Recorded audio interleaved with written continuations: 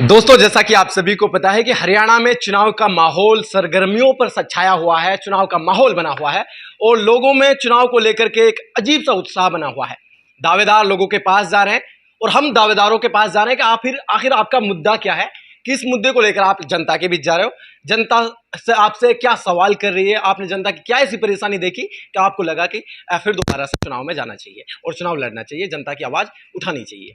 इस बारे में हम चर्चा करेंगे। हमारे साथ कहर सिंह रावत जी मौजूद हैं, जो कि हथीन विधानसभा से 2014 से और 2019 के बीच विधायक रह चुके हैं, यानी हम पूर्व विधायक कह सकते हैं।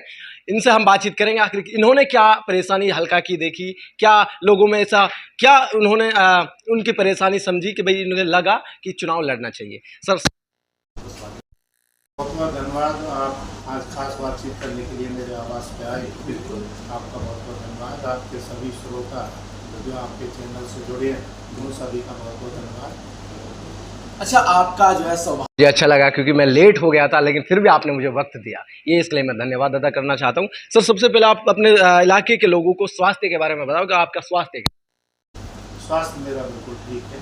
अच्छा, और हमेशा मैं लोगों के लिए ही समर्पित हूँ। लोग भी मुझे अपने भाई के तौर पर, अपने चाचा के तौर पर, अपने कहीं ना कहीं शुभचिंतक के तौर पर मुझे अपना समझते हैं। अच्छा, आप बीजेपी पार्टी से हथीन विधानसभा के लिए एक टिकट के प्रबल दावेदार हैं और लोग आपके साथ जुड़ भी रहे हैं, कैसा समर्थन? हथीन क्षेत्र की जनता के साथ मेरा पारिवारिक संबंध, मेरा उनसे कोई राजनीतिक संबंध नहीं। आप छोटे से बच्चे से मिलेंगे, वो भी कहेगा कि उससे तो मैं बोल दूंगा, जैसे मैं कहूँगा वैसे करेगा। बिल्कुल ऐसी मेरी एक अपने इलाके के लोगों के बीच में मेरी अपनी छवि है और लोग मुझे अपना समझते हैं और मैं अपने क्षेत्र की जनता को अपना परिवार समझता हूँ। अच्छा, किसी दल को ना समझते हुए हम बात कर लेते हैं टोटल विधानसभा के कितनी वोटें होती है सर? 3 विधानसभा क्षेत्र में टोटल 2,34,000 वोट। कुछ नई वोट अभी बनेंगी, वो उसमें इंक्लूड हो जाएंगी। तो सर कितनी वोटें प्राप्त कर पा रहे हैं इसका? मेरा अनुमान अब की बार 70,000 वोटों के आसपास होगी। अच्छा, तो जीत लगभग अगर 70,000 वोट आ पाते तो जीतते हैं निश्चित। तो लोगों के पास आप जा रहे हैं, लोग समर्थन दे रहे हैं आपको, लोगों की आपने कोई परेशानी नोट करी हो या फिर ये पीछे जो बीता कार्यकाल आपने देखा इसमें जो कोई विकास ना हुआ हो वो उस पर आपने फोकस किया हो, कोई ऐसा है? कोई इसी विकास, एक ज़माना ऐसा था बिजली नहीं थी, वो जब बिजली आई तो लोगों ने उसे विकास माना। एक ज़माना जब ऐसा था जब सड़कें नहीं थी, सड़क बनी पर उसके ऊपर बसें नहीं थी, कहीं रेल लाइन नहीं थी। जहाँ समय की मुख्य धारा के अनुसार भी विकास की परिभाषा नहीं निकल करके आती है। आज जो विकास है, आने वाला जो कल है, उसमें भी काफ़ी को मिलेगा। बच्चे चाहते हैं, पहले तो ये चाहते हैं कि हमारे 10 गाँवों के बीच में कोई स्कूल हो। आज हर गांव में चाहते हैं कि हमारे यहाँ कोई कोचिंग सेंटर हो, लाइब्रेरी की सुविधा हो, स्टेडियम हो, बिजली 24 घंटे मिले, नल से जल हमें हर घर में उपलब्ध हो, हमारे पशुओं की देखभाल के लिए अच्छे डॉक्टर्स हों, हमारे खेती के लिए नए सीड्स हों, खेती के लिए पानी अच्छा हो, हमारे जितने भी सुरक्षा के साधन हैं, आम आदमी को न्याय मिले। ऐसी लोगों की अपनी अपनी धारणाएँ हैं और मैंने पहले भी, चाहे सेम की समस्या हो, चाहे अंतिम टेल तक पानी पहुंचाने के लिए संघर्ष की बात हो, चाहे उसमें गन्ना मिल के अपग्रेडेशन की बात हो, मनकौला कॉलेज बनवाने की बात हो, हथीन के बाईपास का मुद्दा हो, और गांव और शहर के ऊपर से जो हाई टेंशन तार जो उतरवाए, वो मेरे अपनी आवाज़ के ऊपर विधानसभा में कानून बना। गांव के गरीब बच्चे को गांव के सरकारी स्कूल में कॉन्वेंट स्कूल की तर्ज पर शिक्षा मिले, इसके लिए भी हमने वहां आवाज़ उठाई और काफ़ी कुछ संस्कृति जो कॉलेज खुले हैं, वो मॉडर्न जो संस्कृति स्कूल हैं वो उसी की देन है। बहुत सारी चीज़ें मैंने अपने समय में विधानसभा के उठाई और लोगों के बीच में उन्हें क्रियान्वित करवाने का काम किया था। अच्छा सर, एक और सवाल है, आप अपने ऊपर मत लीजिएगा, क्योंकि हर एक उम्मीदवार जो होता है वो जनता को इलेक्शन से पहले यही वादे करता है, यही सवाल है, यही उनका जो है मनोबल बढ़ाता है कि भाई मैं आपके लिए विकास कराऊंगा, आप मुझे वोट दीजिए। लेकिन वो जीतने के बाद, विधानसभा पहुंचने के बाद अपना विकास करता है, जो है कोठियाँ बना लेता है, गाड़ियाँ आ जाती हैं। इस पर आप क्या कुछ कहना चाहते हैं? निश्चित आपकी बात बिल्कुल सही है।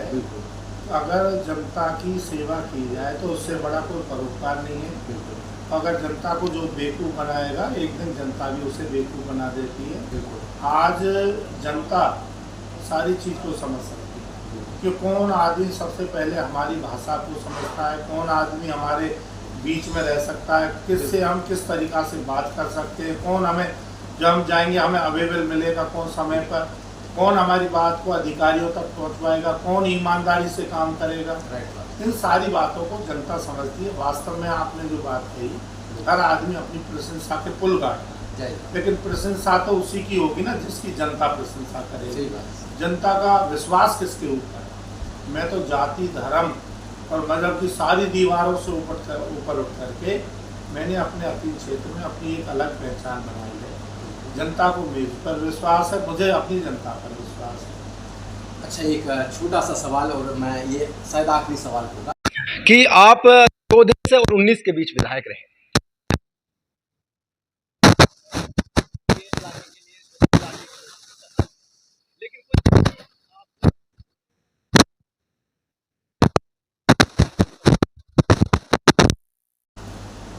तो बहुत सारे काम अभी अधूरे रह गए हैं कि मैं उस समय 14 से 19 के समय में एक विपक्ष का विधायक, उस समय और विपक्ष के विधायक की जो जिम्मेदारी होती है वो संघर्षपूर्ण होती है, चुनौतीपूर्ण होती है। लेकिन हमने जनता के बीच में रह करके, जनता को साथ ले करके, जनता के बीच में भी संघर्ष किया, जिला हेडक्वार्टर पे भी संघर्ष किए, और हरियाणा की विधानसभा में भी जब हमारी आवाज़ नहीं सुनी गई तो मैंने सन 2017 में 3 भूख हड़ताल की, जिनके सुखद परिणाम निकले। सेब की समस्या को दूर करने के लिए 52 ट्यूबवेल पास हुए, नहरी क्षेत्र का पानी पहुंचाने के लिए नहरों पक्की हों 150 करोड़ रुपए मंजूर हुए, और तीसरा जमुना जी के ऊपर एक बैराज बने जो हमारी 84 कोस परिक्रमा के मार्ग में आता सनपुर शहर, उसके ऊपर हमने उस पर भी 11 दिन की भूख हड़ताल की।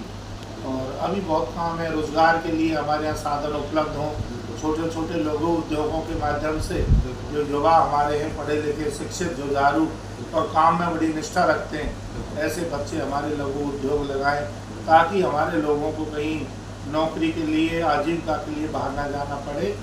और हमारे पास अच्छे खिलाड़ी हैं, आपने देखेंगे हमारे पास इंटरनेशनल खिलाड़ी भी हैं, चाहे क्रिकेट के खेल की बात हो, चाहे कबड्डी की बात हो, चाहे दौड़ में हो, बहुत सारी प्रतिस्पर्धाओं में अपने बच्चे कीर्तिमान स्थापित कर रहे हैं। लेकिन उनके लिए जो सुविधाएं होनी चाहिए जिनका अभाव है, समय आने पर हम उनको भी वो सुविधा दिलवाएंगे। अच्छा सर, एक और सवाल लास्ट, ये मेरा लास्ट सवाल होगा। मैं अभी हथीन से पलवल के लिए आया और मैंने रास्ते में मैंने कई सारे गांव नोट किए जहां पर जंगलों में पानी भरा हुआ है। उनको बोलते हैं कि भाई सेजा का जंगल। जैसे कि हम आपको पता भी होगा, आप जनता के पास जा रहे हैं, गांव-गांव डोर टू डोर मुलाकात कर रहे हैं। छाएसर मठे पर में भी वही हाल है। तो गांव के लोगों की एक शिकायत है कि भाई कोई भी विधायक बन जाता है, ये सेजा का जो जंगल का जो है इसमें जो ट्यूबवेल लगा करके पानी का निकासी का काम किया जाता है, इसको कोई भी नहीं करता। सर इस बारे ये आवाज़ पहले कोई जानता भी नहीं था कि ट्यूबवेलों के माध्यम से भी सेब की समस्या खत्म की जा सकती है। ये आवाज़ मैंने मंडकोला गांव में 11 दिन की भूख हड़ताल रखी। 52 ट्यूबवेल पास भी कर उनमें से, लेकिन पास होने के बाद मुझे टिकट नहीं मिला, मैंने इलेक्शन नहीं लड़ा, वो सारी योजनाएं अमल में नहीं आ पाई। करीब करीब 52 ट्यूबवेलों में से 35 ट्यूबवेल अभी लगे हैं। जिस दिन वो लग जाएंगे उस दिन मठेपुर में भी ट्यूबवेल लगने हैं, छायसा में ट्यूबवेल लगने हैं, और महलूका में भी ट्यूबवेल लगने हैं, रंसिका में भी लगने हैं, बेघावली में लगने हैं। यहाँ जब वो ट्यूबवेल लग जाएंगे तो सेम की समस्या खत्म होगी। जहाँ वो ट्यूबवेल लगे भी हैं वहाँ पर लोगों में, किसानों में बड़ी खुशी की लहर है। 35 साल के करीब 30-35 साल में पहली बार उनके खेत में अन्न पैदा हुआ। तो निश्चित तौर पर ये सारी योजना मेरी ही थी, और मुझे विश्वास है आपके क्षेत्र की जनता जब मुझे अपना टीम का सेवक बना करके विधानसभा भेजेगी, जो काम अधूरे रह गए हैं, तो चाहे सेम की हो, चाहे कहीं तक पानी पहुंचाने की हो, पानी जल से नल से जल मिले। माननीय प्रधानमंत्री जी ने 4 लाख करोड़ रुपए की योजना पास की है, लेकिन उसमें पानी का डिस्ट्रीब्यूशन गांव में किस प्रकार हो, समान वितरित हो, इसके लिए भी हम अधिकारियों को तगड़ी खिंचाई करेंगे। कहीं ना कहीं सरकार अच्छे काम कर रही है, लेकिन नीचे के अधिकारी ले और जनप्रतिनिधियों की ऐसी लापरवाही रही उन्होंने कभी भी जनता के बीच में जाकर के योजनाओं का फीडबैक नहीं दिया। और हम जवाबदेही करेंगे, मैं अपनी भी जवाबदेही तय करूँगा और अधिकारियों की भी जवाबदेही करेंगे।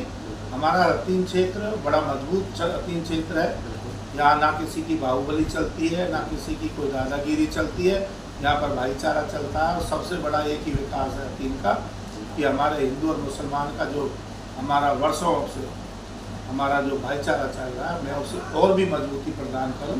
मेरे अपने समय में जब मैं विधायक बना था इलेक्शन के टाइम में बड़े दंगे फसाद हुए, लेकिन मैंने उसे जिस तरीक़ा से मैनेज किया, जिसके नुकसान हो उनकी भरपाई के लिए और भाईचारा दोबारा स्थापित करा है। यही मेरा हिंदू मुसलमान का हमारा भाईचारा, सब भाइयों का भाईचारा मिलजुल करके रहे, ताकि हतीन हमेन के साथ विकास की रफ्तार पकड़ सके। अच्छा, आपको पूरी जनता सुन रही है, हतीन विधानसभा के लोग सुन रहे हैं आपको, जो कि आपको वोट देंगे और आपको विधानसभा पहुंचाने का काम करेंगे। अंत में अपनी तरफ से कोई मैसेज आप देना चाहते हो जो कि मैं ना पूछ पाया हूँ इस सवाल। हतीन क्षेत्र की जनता से मेरा एक ही निवेदन है, आने वाले जो चुनाव अक्टूबर में विधानसभा के होने हैं, उसमें आप सब समझदार हैं कि जो बनाने वाला होता है वो महान होता है, बड़ा होता है।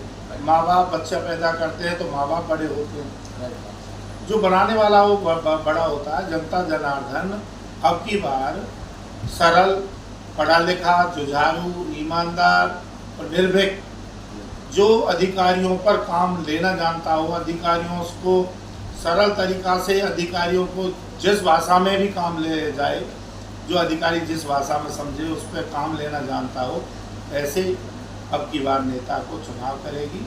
और मुझे भी उसमें विश्वास है, इसमें कहीं ना कहीं मेरा नंबर हतीन क्षेत्र में पहले नंबर पर आता है। और फिर जो जनता जनार्दन फैसला लेगी वो सिर आँखों पर होगा, उसको हम मानेंगे। तमाम बात के लिए बहुत बहुत धन्यवाद भैया आपका। पुनः आप मेरे आवास पर आए, खास बातचीत में जो क्षेत्र के हतीन क्षेत्र के विकास और सामाजिक दृष्टिकोण और राजनीतिक हिसाब से आपने चर्चा की, आपका बहुत बहुत धन्यवाद। तो दोस्तों, ये थे हमारे साथ कहर सिंह रावत जी, जो कि 2014 से 2019 के बीच विधायक भी रह चुके हैं और आपने इनका कार्यकाल भी देखा होगा। बखूबी इन्होंने अपने कार्यकाल में बहुत सारे काम और बहुत सारी योजनाएं अपने इलाके के लिए, अपने इलाके के लोगों के लिए देने का काम किया था। तो दोस्तों, इन्होंने अब साफ साफ ये भी बता दिया कि मेरा मुद्दा क्या है, मेरा इलेक्शन लड़ने का जो मेन मोटिव है वो क्या है।